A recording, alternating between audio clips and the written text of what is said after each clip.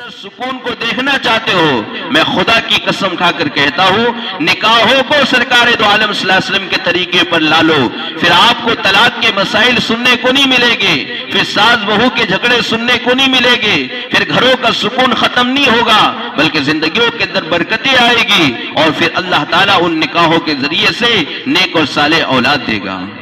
پھر اولاد نافرمان پیدا نہیں ہوگی، اولاد باغی پیدا نہیں ہوگی، اولاد ماں باپ کو دھکا دینے والی نہیں بنے گی، اولاد ماں باپ کی نافرمانی کرنے والی نہیں بنے گی۔ میرے بھائیو، ہم نے یہ کیسے سوچ لیا کہ وہ خواجہ غریب نواز جب آئے تھے اب کوئی خواجہ غریب نواز نہیں آ سکتا؟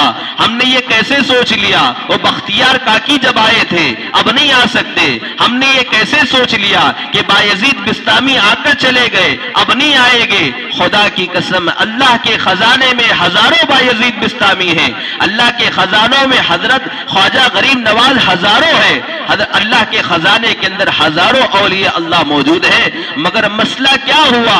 مسئلہ ہماری ابتدا سے لے کر، ہماری بنیاد سے لے کر ہمارا سارا معاملہ گڑبڑ ہو گیا، اس لیے اللہ تعالیٰ نے ایسے اولیاء اللہ کا دنیا میں ظہور بند کر دیا، گوتے بدل گئی۔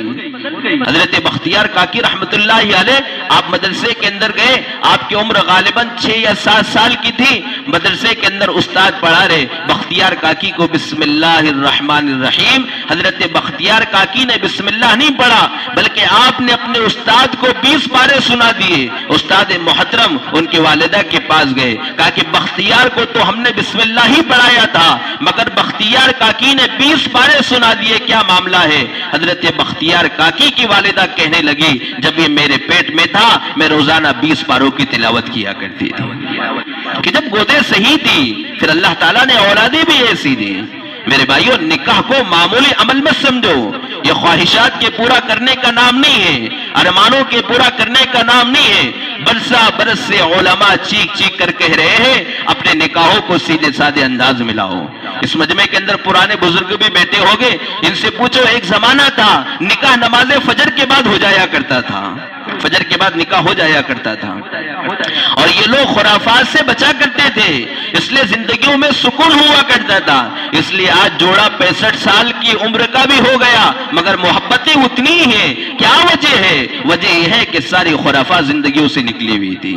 آج تو نکاح ہوتا ہے نا، 1 مہینہ گزر گیا، 1 مہینے کے بعد میاں بیوی میں انبن شروع، 1 سال گزر گیا بات طلاق پر آ گئی، 2 سال گزر گئے طلاق ہو گئی۔ میرے بھائیوں، یہ کیوں ہو رہا ہے؟ ہم نے کبھی غور نہیں کیا، ہم نے کبھی غور نہیں کیا۔ ذرا سوچو تو صحیح، سنت میں برکت ہے، پھر وہ برکت نظر کیوں نہیں آ رہی؟